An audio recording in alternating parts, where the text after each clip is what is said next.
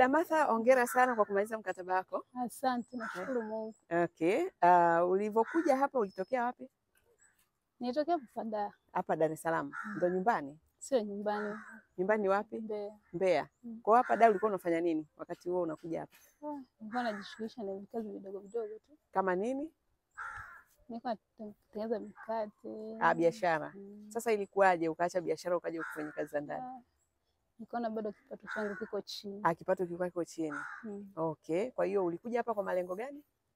Ya kuweza kufikia ndoto yangu ambacho kitu ninachotaka kukifanya. Ulitaka, ndoto ilikuwa ni nini sasa?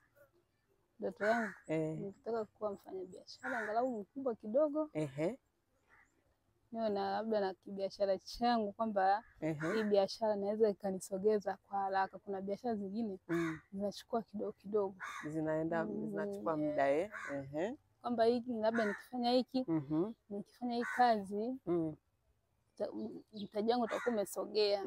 Naweza nikafanya biashara yangu sasa ile ikaenda kanisogeza. Unataka upate uongeze mtaji ili ikuwezeshe kufanya biashara ambayo kidogo ni kubwa. Okay, kwa hiyo ulikuwa unatafuta kiasi gani na unataka kwenda kufanya aina gani ya biashara? Mimi nilikuwa na shida ya milioni 1. Wow. Lakini namshukuru Mungu. Umepata? Umeipata hiyo pesa? Wow. Bila usumbufu. Wow, ndani ya mwaka mmoja umekamilisha. Umepata mtaji wako wa milioni 1. Kwa hiyo unakwenda kuanzisha biashara gani Damatha? Nguo. Unakwenda kuuza nguo. Nguo za dukani, nguo za mtumba? Nguo nitachanganya. Utachanganya. Kwa sababu kuna maisha ya chini watu, kuna mwingine kwa nitachanganya za dukani. Za kila mtu ambaye ana uwezo wa kununua. Okay. Kwa hiyo siwezi nikapita mahali mwingine ana 10,000, mwingine ana 5,000, mwingine ana 3,000, hapana. Naweka 3,000, 2,000, unachanganya. 5,000 hivyo nitachanganya. Okay.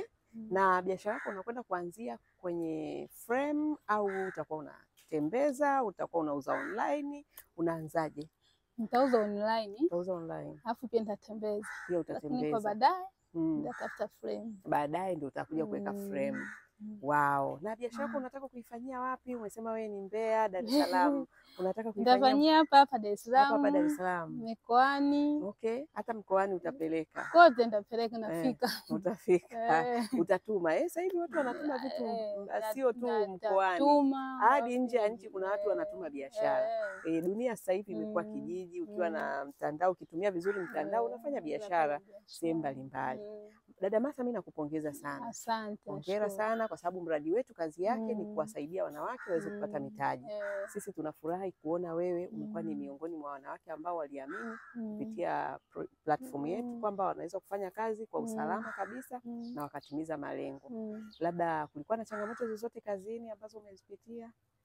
Changamoto zipo, lakini kikubwa zaidi angalia wewe unataka nini? Una malengo gani? Unataka kufanya nini kwa muda huo?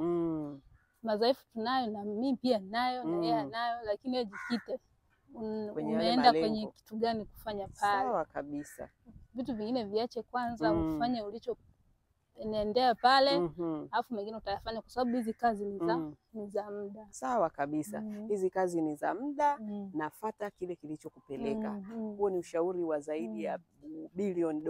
Jamani, wadada wengi wanashindwa kufanya hizi kazi kwa sababu wanakwenda na mambo mengi. Unapokwenda pale na mambo mengi huwezi kutoboa.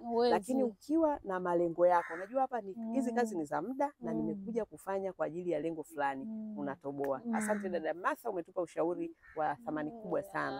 Mimi nakutakia kwa niaba ya mradi wetu wa Dada Center na wadau wetu wote, tunakutakia kila laheri. Asante, mimi nashukuru. Nimenisogeza, kuna mahali nimeenda.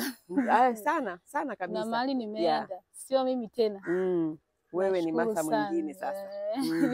Na actually mimi nataka niseme kwanza, mimi hizi sifa huwa napenda kumrudishia Mungu kwa sababu ni Mungu alitupa haya mawazo ya kuanzisha hichi kitu. Sio kwa nguvu zetu na uwezo wetu, ila Mungu anasema kwenye neno lake ni kwa nguvu na uwezo aliotupa yeye. Kwa hiyo tunapofanikiwa tusije tukajisahau tukafikiri tumefanikiwa kwa nguvu zetu. Kwa hiyo hilo ni neno ambalo naliamini sana kwa kupitia neno la Mungu. Lakini jambo lingine, wewe ndio nakupongeza kwa sababu mtaji ambao Mungu amekupa hujaukalia Watu wengi wanalalamika na umaskini kwa sababu ya uvivu. Ni kwa sababu hawataki kutumia nguvu zao na fursa zilizopo ili waweze kutoka pale walipo. Kwa hiyo kwa hilo mimi wewe nakupongeza kwamba hukuamua kwenda kulialia makanisani, unalia alafu huna unachokifanya. Hapana. Neno la Mungu alituagizi tuende tukalie. Neno la Mungu linasema asiyefanya kazi na asile, na amelaaniwa anayemtegemea mwanadamu. Wanawake tunapenda sana kutegemea wanaume, lakini pia na kulialia tu kwenye makanisa. Hakuna ni umaskini juu ya umaskini. Sawa, Mungu wetu anataka tufanye kazi. Kwa hiyo wewe umekuwa ni mfano mzuri kwa wasichana wanaotafuta mitaji, nao watoke wakafanye kazi. Umeongea kitu kikubwa, kutoka na mtaji wa milioni 1. Hivi ni binadamu gani anaweza tu aje akupe milioni 1 nenda kafanye biashara? Hayupo. Hata kama ni bwana, utakaa na bwana atakutumia mwisho wa siku hakupi chochote. Unabaki tu yani umekosa mwelekeo. Umeona kwa ujinga wako. Kwa hiyo jamani, Biblia inaposema watu wangu wanaangamia kukosa nini? Maarifa. Kwa sababu hatutaki kufanya kazi, tunataka tu tukae tupate hela za bure, ndio maana wanawake wengi wanateseka. Kwa hiyo dada Martha bwana, hongera sana. Nenda kabarikiwe, nenda kafanikiwe.